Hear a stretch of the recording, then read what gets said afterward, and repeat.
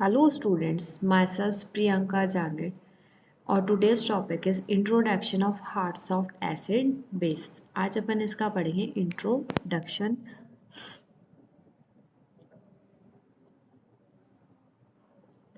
Introduction में आपने Lewis concept एक पढ़ा होगा एसिड बेस का। तो Lewis concept of acid and base involves covalent interaction to form a covalent bond. Lewis acid base concept के अकॉर्डिंग क्या होता है, कोवेलेंट बॉन्ड बनाने के लिए जो इंटरेक्शन होता है दैट इज कोवेलेंट इंटरेक्शन, जो एसिड और बेस के बीच में बॉन्ड बनता है उसमें। जैसे कि एक एसिड तो लुईस के अकॉर्डिंग क्या होता है, एक इलेक्ट्रॉन पेयर एक्सेप्टर, जो इलेक्ट्रॉन पेयर को एक्सेप्ट करता है उसको अपन बोलते हैं एसिड।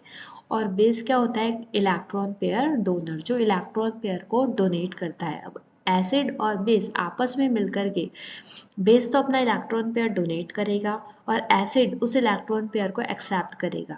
एक्सेप्ट करने के बाद उन दोनों के बीच में कोवेलेंट और कोऑर्डिनेट बॉन्ड का फॉर्मेशन होता है।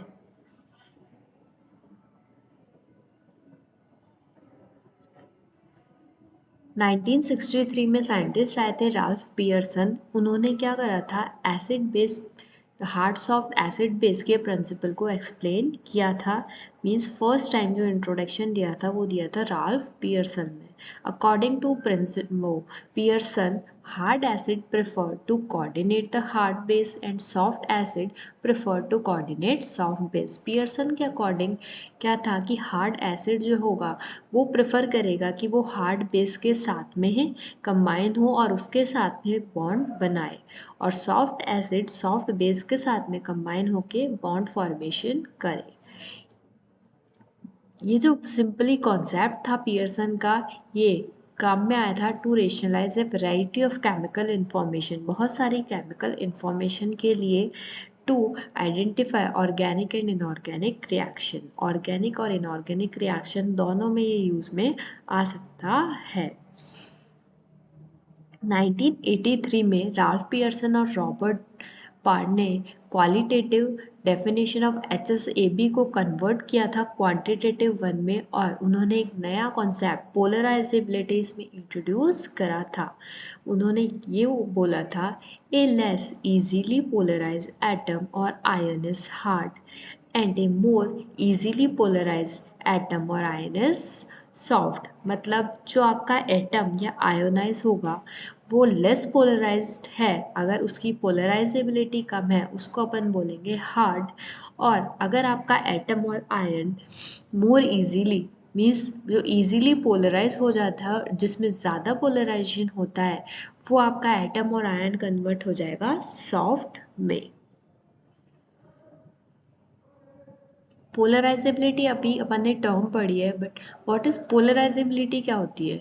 Polarisability, it is the capacity of a group of atom in a molecule और ion to polarise its electron.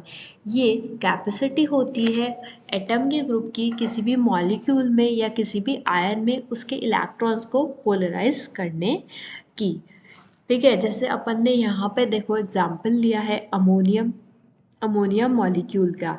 Ammonia molecule में क्या है, एक लोन पेयर प्रेजेंट है, तीन यहाँ पे कोवेलेंट बॉन्ड्स प्रेजेंट है।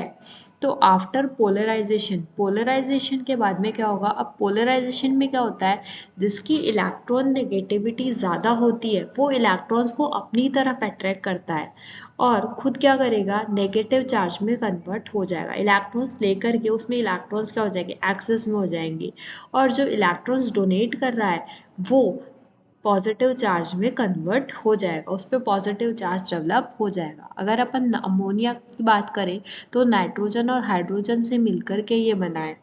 Nitrogen is more electron negative than hydrogen. Nitrogen hydrogen के कंपैरिजन में बहुत इलेक्ट्रॉन नेगेटिव है, ज़्यादा इलेक्ट्रॉन नेगेटिव है। तो अपन कह सकते हैं यहाँ पे नाइट्रोजन इलेक्ट्रॉन्स अपनी तरफ अट्रैक्ट करेगा, तो हाइड्रोजन नाइट्रोजन हाइड्रोजन के बॉन्ड नाइट्रोजन की तरफ शिफ्ट होंगे, तो नाइट्रोजन के पास में क्या हो गए, एक्सेस ऑफ इलेक्ट्रॉन्स हो गए, तो नाइट्रोजन के पास में आ गया नेगेटिव चार्ज और hydrogen becomes positively charge. Hydrogen atoms यहाँ पे हो गए पॉजिटिवली चार्ज। तो मॉलिक्यूल में क्या डेवलप हो गया, पोलराइजेशन डेवलप हो गया। पोलराइजेशन के लिए एक इम्पॉर्टेंट चीज़ है इलेक्ट्रॉन नेगेटिविटी।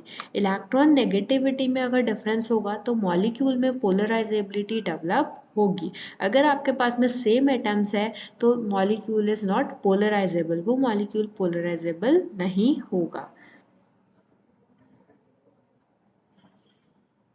नेक्स्ट अपन देखते हैं characteristic of hard acid and hard base. Hard acid और हार्ड बेस के कैरेक्टरिस्टिक क्या क्या है।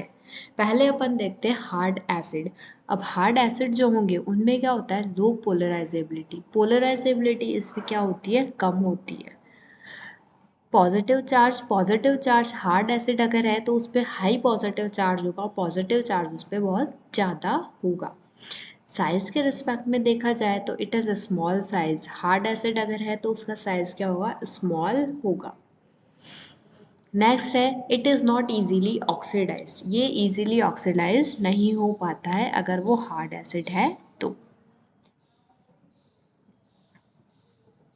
अब हार्ड बेस के कैरेक्टरिस्टिक देखें तो first is it is also low polarisable. इसकी भी पोलराइजेबिलिटी क्या होती है, कम होती है।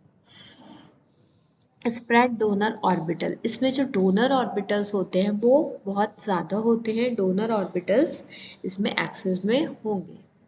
इलेक्ट्रॉन नेगेटिविटी देखी जाए तो इसकी इलेक्ट्रॉन नेगेटिविटी क्या होती है, it is high electron negativity. Electron negativity इसकी क्या होगी, ज़्यादा होगी।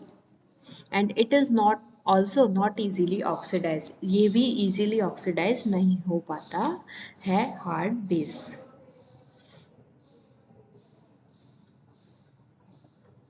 अब अपन कैरेक्टरिस्टिक देखते हैं soft acid and soft base के। सॉफ्ट एसिड जो होगा वो हाईली पोलराइजेबल होगा, उसकी पोलराइजेबिलिटी क्या होगी, ज़्यादा होगी। पॉजिटिव चार्ज के रिस्पेक्ट में देखो तो it has low positive charge, इन पे जो पॉजिटिव चार्ज होगा वो क्या होगा, कम होगा। साइज के रिस्पेक्ट में देखा जाए तो it has large size, size इसकी क्या होगी, लार्ज होगी। एंड ऑक्सीडेशन देखें तो इट इज़ इजीली ऑक्सीडाइज, इसका ऑक्सीडेशन क्या हो जाता है, इजीली इसका ऑक्सीडेशन हो जाता है।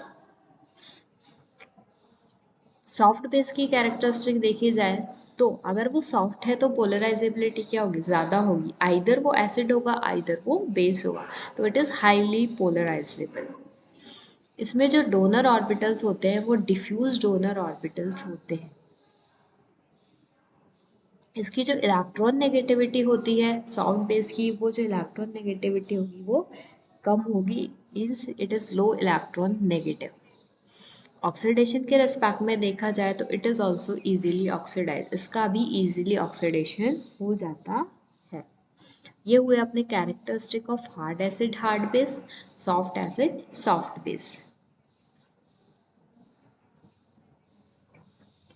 HSAB कॉन्सेप्ट जो होता है वो वाइडली यूज्ड होता है किस चीज़ के लिए, स्टेबिलिटी ऑफ कंपाउंड्स को एक्सप्लेन करने के लिए। आप किसी कंपाउंड की stability with the help of HSAB explain कर सकते हो। अकॉर्डिंग टू HSAB अपन ने पियर्सन ने बोला कि hard acid prefer to combine with hard base and soft acid prefer to combine with soft base. Means जो हार्ड एसिड होगा वो हार्ड बेस के साथ कंबाइन करना प्रेफर करेगा और सॉफ्ट एसिड होगा वो सॉफ्ट बेस के साथ में कंबाइन करना प्रेफर करेगा। मीन्स अगर आपका कोई कंपाउंड है वो हार्ड हार्ड के कॉम्बिनेशन से बन रहा है तो it is a stable compound, वो कंपाउंड आपका स्टेबल कंपाउंड होगा।